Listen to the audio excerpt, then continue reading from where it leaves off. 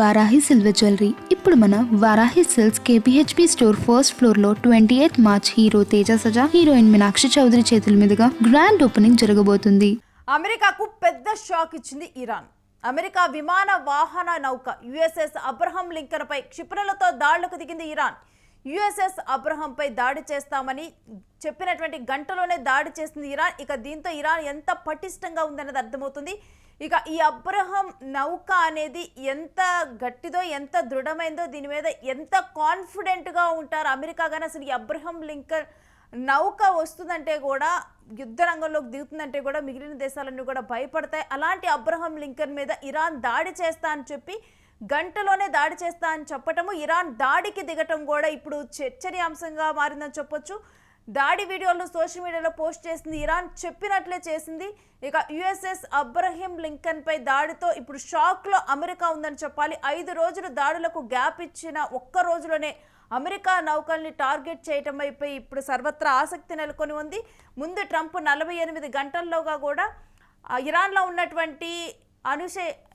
ఉన్నటువంటి విద్యుత్ ఉత్పత్తి కేంద్రం మీద అతిపెద్ద విద్యుత్ ఉత్పత్తి కేంద్రం మీద దాడి చేస్తానని ట్రంప్ ప్రకటించి తాను వెనక్కి తగ్గాడు. కానీ ఇరాన్ మాత్రం 1 గంటలో మీ నౌక మీద దాడి చేస్తామని చెప్పి అబ్రహం లింకన్ అత్యాధునిక టెక్నాలజీతో ఈ అబ్రహం లింకన్ నౌక యుఎస్ దగ్గర ఉంటుంది. ఈ నౌక చాలా ప్రత్యేకమైనది. దీని మీద ఇరాన్ దాడి చేయగలిగింది.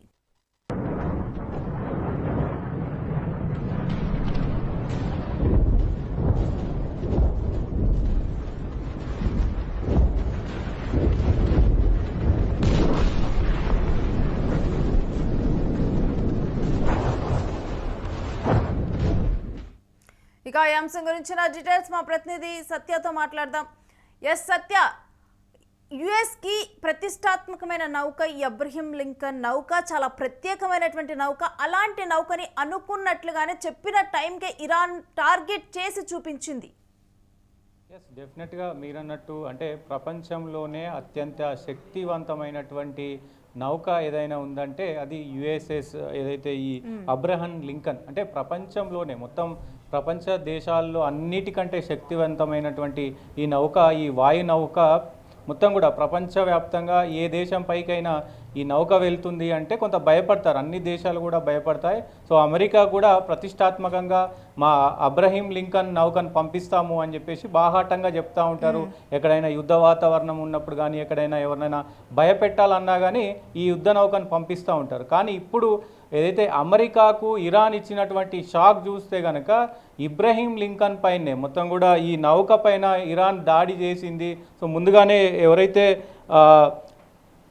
ఇరాన్ నేవీ కమాండర్ అర్మినల్ షెహరం ఈయన కొన్ని గంటల ముందే ఆయన ప్రకటన చేశారు.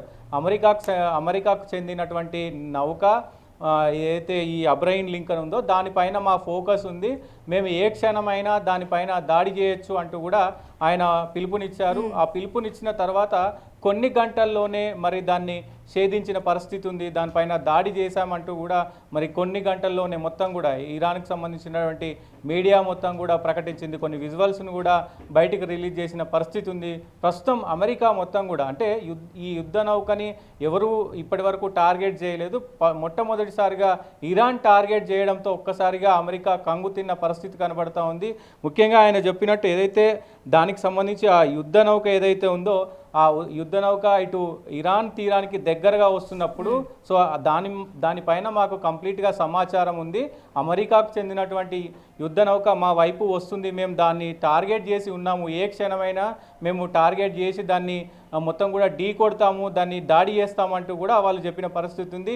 ఈ నేపథ్యంలో అంటే అంత బాహాటంగా చెప్పినా కానీ అమెరికా మరి చూసి చూడనట్టు వదిలేసిందా లేకపోతే లైట్ తీసుకుందా ఏంటో కానీ మొత్తం కూడా వాళ్ళన్నట్టే ఇరాన్ అన్నట్టుగానే దానిపైన దాడి చేశారు. దాడిలో ఒక్కసారిగా కంగు తిన్నటువంటి ఈ అమెరికా అబ్రహం లింకన్ కూడా మొత్తం కూడా మరి రూట్ మార్చుకొని మళ్ళీ యూటర్న్ చేసుకొని అటు వేరే దిక్కు వెళ్ళిపోయిన పరిస్థితి కనబడతా ఉంది.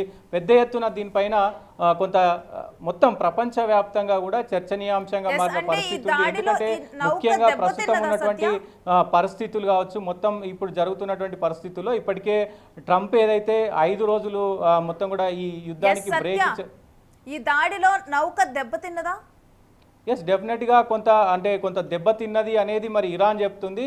సో మరి అమెరికా దీనిపైన పూర్తిగా స్పందించాల్సిన అవసరం ఉంటుంది. అమెరికాకు సంబంధించినటువంటి వాళ్ళు స్పందించాలి. ఇక్కడ మొత్తం ఇరాన్కి సంబంధించినటువంటి నేవీ అధికారులు అయితే మేము స్పష్టంగా దానిపైన దాడి చేశాము, సో వాళ్ళు రూటు మార్చుకొని వెళ్ళిపోయారంటూ కూడా మరి వాళ్ళు చెప్తున్న పరిస్థితులునే ప్రస్తుతం ప్రపంచవ్యాప్తంగా ప్రతీకార చర్యలకు మరలా అమెరికా దిగే ఛాన్స్ ఉందా? డెఫినెట్గా ఇప్పుడు అదే మొత్తం ప్రపంచవ్యాప్తంగా కూడా ప్రస్తుతం చర్చనీయాంశంగా మారిన పరిస్థితి కనబడతా ఉంది. ఎందుకంటే ఇప్పుడు 5 రోజులు కొంత బ్రేక్ ఇచ్చారు ఈ యుద్ధానికి, చర్చలు జరుగుతూ ఉన్నాయి. చర్చలు జరుపుతూనే ఒకవైపు మొత్తం అమెరికా కూడా మరి కొంత యుద్ధానికి సంబంధించినటువంటి సన్నాహాలు చేస్తూ ఉంది. సో ఇటు ఇరాన్ కూడా మరి చర్చలకు సిద్ధం అంటూనే ఒకవైపు ఏదైతే ట్రంప్ పెట్టినటువంటి 15 అంశాలు, ఏదైతే ట్రంప్ కొన్ని డిమాండ్లు పెట్టారు, ఇరాన్ కనుక మాకు లొంగిపోవాలి, మొత్తం కూడా ఇరాన్ ఎక్కడ కూడా అణువాయుధాలకు సంబంధించినటువంటి మొత్తం కూడా ఆ లిక్విడ్ ఏదైతే ఉందో, ఆ సామాగ్రి ఏదైతే ఉందో మొత్తం కూడా మరి మాకు అప్పచెప్పాలి. దాని తర్వాత మళ్ళీ ఎప్పుడు కూడా ఈ అణువాయుధాలకు సంబంధించినటువంటి ఉపయోగం చెయ్యము అని చెప్పి వాళ్ళు రాసియాలి. ఇట్లా కొన్ని మొత్తం కూడా 15 అంశాలపైన పెద్ద ఎత్తున వాళ్ళు కొన్ని డిమాండ్ పెట్టిన పరిస్థితి ఉంది ట్రంప్. వాటికి ఇరాన్ ప్రజలు ఒప్పుకోలేదు, ఇరాన్కి సంబంధించినటువంటి నాయకులు ఒప్పుకోలేరు, దానికి ససేమ్రా అన్న పరిస్థితులు కనబడతా ఉన్నాయి. సో చర్చలు నడుస్తూ ఉన్నాయి, మధ్యవర్తులు మొత్తం కూడా వ్యవహరిస్తూ ఉన్నారు. కొన్ని దేశాలు దీంతో ఇన్వాల్వ్డ్ అయి ఉన్నాయి. మొత్తం అందరూ కూడా ఇటు అమెరికా, అలాగే ఇజ్రాయెల్, ఇటు ఇరాన్, అలాగే ఇంకా కొన్ని దేశాలు కూడా అన్నీ కూడా మరి చర్చలు అయితే జరుపుతూ ఉన్నారు. ముఖ్యంగా ఈ చర్చలు జరుగుతున్న సమయంలో ఈ దాడి పెద్ద ఎత్తున ప్రపంచవ్యాప్తంగా చర్చనీయాంశంగా మరి ఇప్పుడు ట్రంప్ ఏం చేయబోతున్నారు? ఇరాన్ మళ్ళీ దెబ్బతీసింది అమెరికాను, అమెరికా ఇప్పటికే కొంత మరి రూట్ మార్చుకొని కూడా చర్చలకు సిద్ధము అన్నప్పటికీ కూడా మరి ఇప్పుడు ఇరాన్ దాడి చేయడం పైన మరి ట్రంప్ ఎలాంటి నిర్ణయాలు తీసుకోబోతున్నాడు, మరి ఏం చేయబోతున్నారు అనేది ప్రస్తుతం చర్చనీయాంశంగా మారిన పరిస్థితి కనబడుతూ ఉంది. మరి ఒకవైపు దేశాలన్నీ కూడా ఒకవైపు అంటే కొంత ఉత్కంఠతో ఎదురు చూస్తూ ఉన్నారు. ఎందుకంటే ట్రంప్ తీసుకున్నటువంటి నిర్ణయాలు కావచ్చు, ఇటు శాంతి చర్చలు అంటూనే మరి ఇటు ఇరాన్ కూడా మరి ఒకవైపు చర్చలు జరుపుదామని చెప్పి ఇరాన్ మరి అమెరికా నౌక పైన దాడి చేయడం కావచ్చు, ఈ మొత్తం కూడా ప్రపంచవ్యాప్తంగా కొంత చర్చనీయాంశమైన పరిస్థితి కనబడుతూ ఉంది. చూడాలి అసలు ఏం జరుగుతుంది, యుద్ధం ఎటు ముగియబోతుంది. ఒకవైపు మేము గెలిచామని ఇరాన్ చెప్తుంది, లేదు మొత్తం ఇరాన్ మరి మా కాళ్ళ బేరానికి వచ్చింది, మేము మరి ఈ 5 రోజులు అందుకే మేము బ్రేక్ ఇచ్చాము, కొన్ని డిమాండ్లు పెడతా ఉన్నాము, ఆ డిమాండ్లకు ఒప్పుకుంటే కనుక శాశ్వతంగా మేము ఈ యుద్ధాన్ని ముగిస్తామంటూ అమెరికా చెప్తుంది. ఎక్కడ అమెరికా ఓడిపోయింది కాబట్టే ఇదంతా చేస్తుంది అంటూ, ట్రంప్ ఓడిపోయాడు కాబట్టే ఇదంతా చేస్తుంది అంటూ మరి ఇరాన్ చెప్తా ఉంది. చూడాలి అసలు ఏం జరగబోతుంది, ఎలాంటి పరిణామాలు చోటు చేసుకోబోతున్నాయి అనేది కూడా చూడాల్సిన అవసరం అయితే ఉంటుంది. సతీష్ విత్ మీ దగ్గర నుంచి మన డీటెయిల్స్ తీసుకుంటాం. ఇక యుఎస్ఎస్ అబ్రహం లింకన్ నౌక మీద ఇప్పుడు దాడి జరగడంతో కూడా ఇరాన్ ఎంత ఇంకా అంటే ఉండే కొద్దిగా కూడా తలెగ్గుతుంది ఇరాన్ అనుకున్నారు, కానీ ఎంత దృఢంగా ఉంది అనేది కూడా ఇప్పుడు చాలా క్లియర్గా అర్థమవుతోంది. ఇక ఈ అంశంలో కూడా అసలు అబ్రహం లింకన్ నౌక మీద ఎవరు దాడి చేయలేరని చెప్పి యుఎస్ అనుకుంటూ ఉంటుంది. అలాంటి ఈ నౌక మీద దాడి చేయడంతో కూడా అమెరికా షాక్ అయిందని చెప్పాలి. ఇక పాకిస్తాన్ వేదికగా కూడా ఇటు ఇరాన్ అమెరికా మధ్య అయితే ఇప్పుడు శాంతి చర్చలు జరిగేందుకైతే కొన్ని నిబంధనలతోనైతే మాటలు జరుగుతూ ఉన్నాయి. దీనికి ఇరాన్ విదేశాంగ మంత్రి కూడా ఇప్పుడు వీటిలో పాల్గొంటూ ఉన్నారు. అయితే ఇలా పాల్గొనే క్రమంలో కూడా అతని మీద ఎటువంటి దాడులు చేయమంటూ కూడా అతనికి ఇజ్రాయెల్ కూడా మాట ఇవ్వటం జరిగింది. ఇక ఈ అన్ని పరిణామాలు కనుక ఇప్పుడు చూస్తుంటే కనుక ఈ శాంతి చర్చలు అసలు ఒక కొలిక్కి వస్తాయా? ఎందుకంటే అణు బాంబు తయారు చేసుకోకూడదని చెప్పి ఇప్పటి వరకు దానికి యురేనియం ఏదైతే సమకూర్చి ఉంచుకుందో అణుశక్తి కోసం దాన్ని మొత్తం కూడా ఇచ్చేయాలని చెప్పి డిమాండ్లేమో ఇటు అమెరికా పెడుతూ ఉంది. తర్వాత మీకు కావాల్సిన అణుశక్తి తయారు చేసుకునేందుకు అమెరికా ఫండింగ్ చేస్తుందని చెప్పి కూడా ఇరాన్ చెప్తుంది. అమెరికా చెప్తోంది మీ ఫండింగ్ మాకేం అవసరం లేదు అంటూ కూడా ఇరాన్ అంటుంది.